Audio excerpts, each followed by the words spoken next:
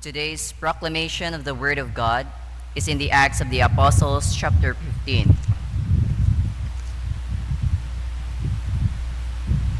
And certain men came down from Judea and taught the brethren, unless you are circumcised according to the custom of Moses, you cannot be saved. Therefore, when Paul and Barnabas had no small dissension and dispute with them, they determined that Paul and Barnabas and certain others of them should go up to Jerusalem to the apostles and elders about this question.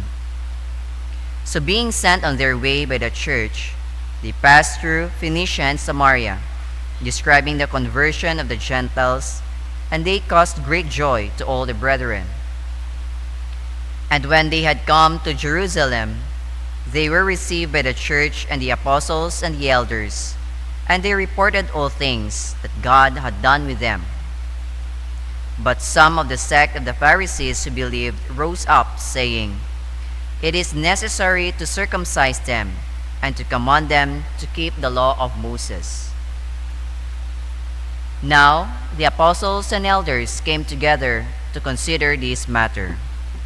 The word of the Lord. Thanks be to God. Please stand for our responsorial psalm, Psalm 122. Let our response be, "Let us go rejoicing to the house of the Lord." All together, let us go rejoicing to the house of the Lord.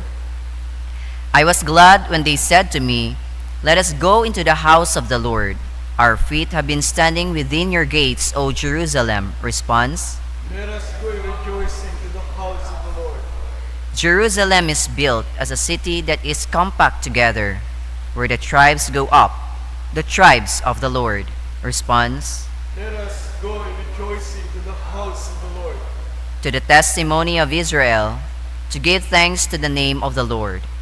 For thrones are set there for judgment, the thrones of the house of David. Response: Let us go rejoicing to the house of the Lord.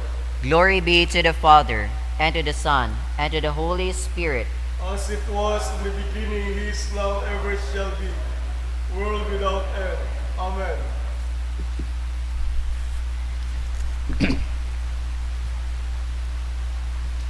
The Lord be with you. and with your spirit. The Holy Gospel of our Lord Jesus Christ according to St. John chapter 15. Glory, Glory to you. Lord Jesus Christ. I am the true vine, and my Father is the vine dresser. Every branch in me that does not bear fruit, he takes away. And every branch that bear fruits, he prunes, that it may bear more fruit. You are already clean because of the word which I have spoken to you. Abide in me, and I in you. As the branch cannot bear fruit of itself unless it abides in the vine, neither can you unless you abide in me. I am the vine, you are the branches. He who abides in me, and I in him, bear much fruit. For without me, you can do nothing. If anyone does not abide in me, he is cast out as a branch and is withered, and they gather them and throw them into the fire, and they are burned. If you abide in me, and my words abide in you, you will ask what you desire, and it shall be done for you. By this, my Father is glorified, that you bear much fruit, so you will be my disciples. The Gospel of the Lord. Praise to you, Lord Jesus Christ. Please be seated. Good morning. Good morning. Ato nga ni makaw na gospel ay Gospel ko Sunday. Sa ginturo ni Father June, medyo waon ako madugang pangabo. Ba't di ka natin makita nga Jesus anang gusto nga rung relasyon ka na between us ag kana. rung realidad nga kun uwa ka na nakaangot wa kita't mahimo. Amen. Kaparehas nga ni ginpaanggid kita nana nga kita maging fruitful kung kita nagaangot ka na. Kaparehas bagay puno agrong yung ana nga sanga nga kun uwa nagaungot rung sanga sa puno anor matabo ana ginhambay nga magaay mamatay ag rung purpose lang hay gatong lang imaw. Di kara ginapadumdum kita call sa aton ag reminder katon nga we cannot stand alone. Without God, we cannot stand. Doon gid aruan ang gusto. Yung pinaka-purpose nga roaton nga security hay aton gid eternal security hay aton gid nga isandig sa aton nga Dios. Ato mga kinahanglanon anuman isandig naton sa Dios. Kung ano kuno kanami rung puno imaman do bunga para sa katon may choice kita magangot sa puno. Kung gusto nato maging manami raton nga bunga magangot kita sa puno nga manami. Ay kung magangot man lang kita sa maaslom nga puno maaslom man daton nga bunga. Daya gina hambay nga rubain man or puno is the source it nutrients kung mga sanga. Di kara ginapakita nga kung kita nagapamunga igto kita nagabuo it source sa puno. Ag sinuro source naton si Jesus.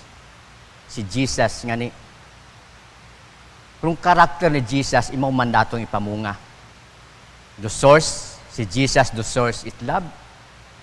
Love mandaton niya ibunga sa atong isig katawo. Si Jesus the source it kamagayran aton mamabaton no benepisyo ag aton man may share nga rung ako inpamayad it Dios nga ni doon daton nga pagpamunga rung faith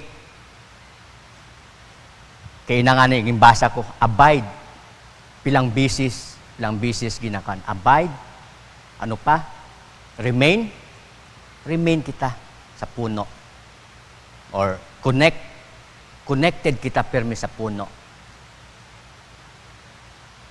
Atong relasyon pirmi nakakonect. Ay kung uwa kita nakakonekta, ay ambay na uwa useless. Not uwa kita't mahimo. Apart from me, you can do nothing. And disconnected kita or in reject naton imaw, we can do nothing. We are lost. We are useless. Nga ni, di kara natin makita. Ginapadumdum katon nga, rung, aton ba nga bunga, halin ba mana, halin sa puno nga mga mayad. Ako rung true, ako mana rung tama nga puno. Nga ni, makaron, napadumdum katon nga. To be fruitful, more fruitful sa aton nga kabuhi, makonect kita. Fruitful life, spiritual life, makonect kita sa kay Jesus, sa true vine. Ambay nga ni, I am. Di kara na akig rum mga lideres at mga Jew. I am that I am. The great I am. Kaya rin ka nag-declare mo, I am. Nga nakumpronta rum mga lideres dahil sanda nga anang pag-understand ay si Jesus ay nagapakuno-kuno ay nga Diyos. Wa nanda makilaga. Makaron, kung kita nagakonekta kana kilaga atong gid mong kilagahon daya ratong relasyon nga dapat naton nga pag-i-build sa aton nga Dios nga kita magakonekta bangod rung eternal security una kana. Sometimes nga ni or all the time hay buwa ta si Jesus, wa ta Dios naton ginaisipa. Sarili ta naton ratong ginahim aton matang sariling desisyon, sarili naton nga mga action. Ngayon naman nga sometimes manahay option yang si Jesus, option yang ni Dios, but di kara ginapakita nga sa aton nga kabuhi all the time. Nisisidad nga ro Dios pirmi una kat gakonekta kita pirmi sa Dios.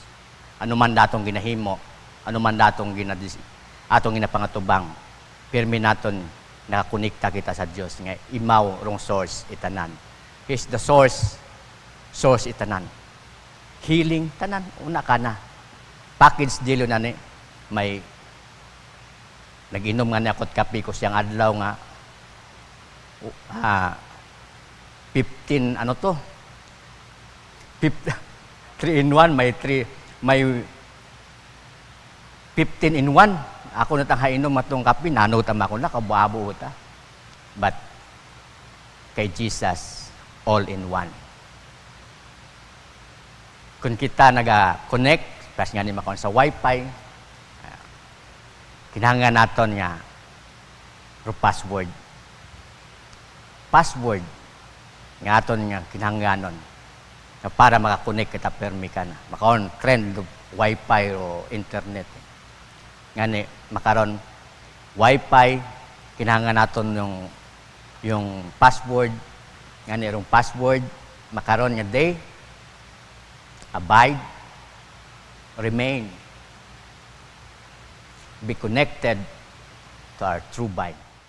Amen.